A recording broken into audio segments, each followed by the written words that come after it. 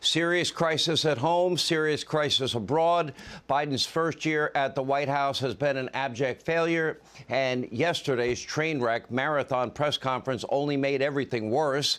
Just look at the cover of the New York Post. Headline reads, "He said what? Biden's confused, disastrous Q&A." Well, now we know why they've been hiding him away at pretty much every occasion. This press conference was so bad, White House press secretary and propagandist Jen Psaki had to circle back and was forced to issue not one but two very lengthy statements clarifying Biden's remarks. Oh, he really meant to say this, including the president's truly inept comments surrounding Ukraine that shocked the world. That's because in between the lying and the rage and the bizarre whispering, just get vaccinated, and the bouts of confusion, Joe Biden all but invited Vladimir Putin, gave a green light to him for him to attack Ukraine so long it was a, quote, minor incursion.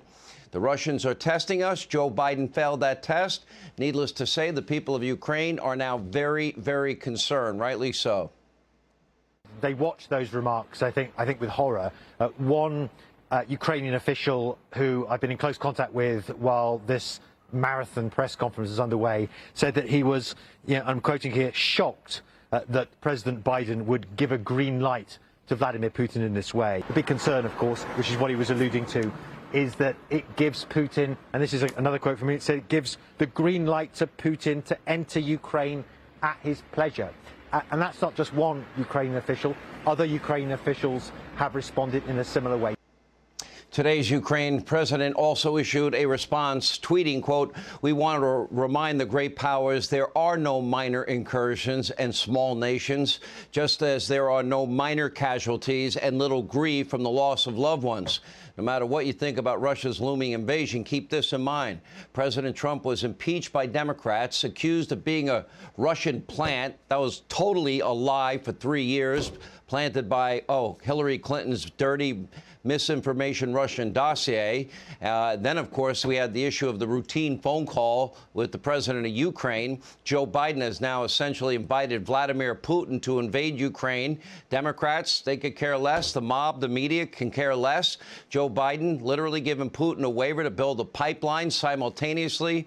He's firing thousands of American workers on the Keystone XL pipeline, high-paying career jobs.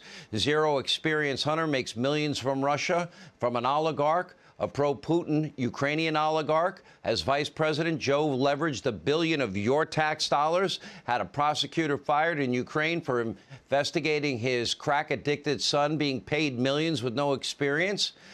Think about that. Does none of this seem strange to you? Let's ask the question, what if his last name was Trump?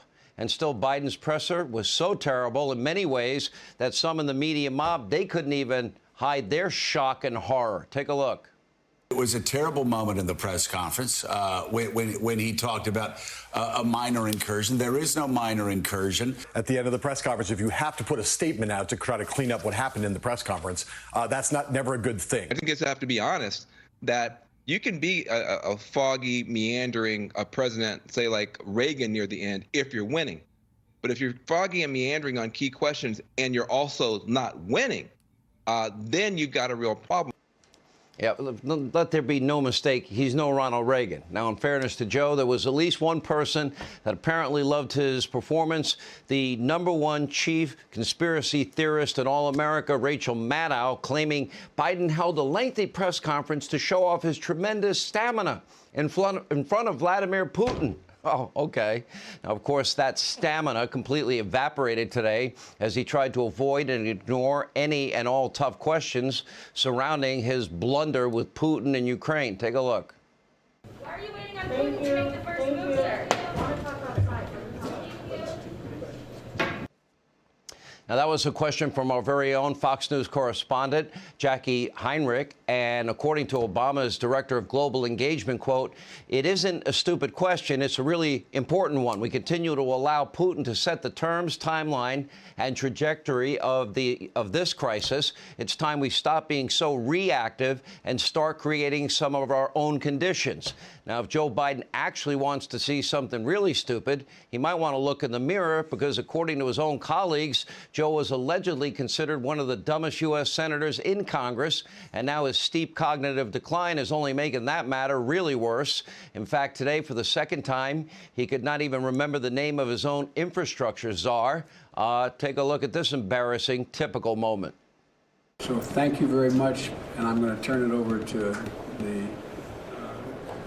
guy who I asked to come out of retirement, not retirement, but come and take over his gigantic job for me.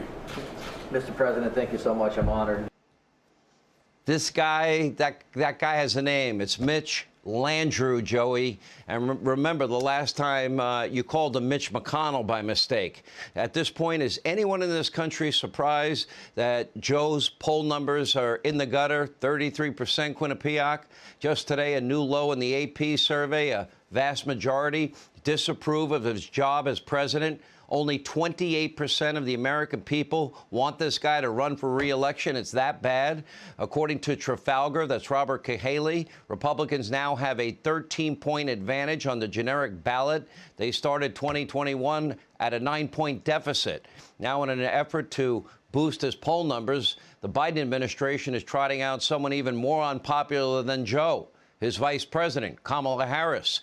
This morning, she participated in a handful of televised interviews. Not one of them went well. And during a tense interview on NBC, not exactly the hardest-hitting news in the world, Harris forcefully had to remind Savannah Guthrie that she is the vice president of the United States and deserves respect. Take a look. Ukrainian officials reportedly heard these words from President Biden with alarm. I know the White House tried to clarify it and clean it up afterwards, but was the damage done? You can't unring the bell. Is Vladimir Putin likely to listen to a later statement from the White House press secretary or the words of President Biden? I will repeat myself. And I'm Vice President of the United States, and the President and I work closely together, and I know his position because he has been consistent in that regard. Almost sounds like Al Franken on Saturday Night Live. Tonight, it's clear we have a president and a vice president. They are not up to this job. But I know this, and you know this, America's enemies, they're also seeing everything we're seeing. And sadly, tonight, as a result, the world and our country is less safe and it is less secure.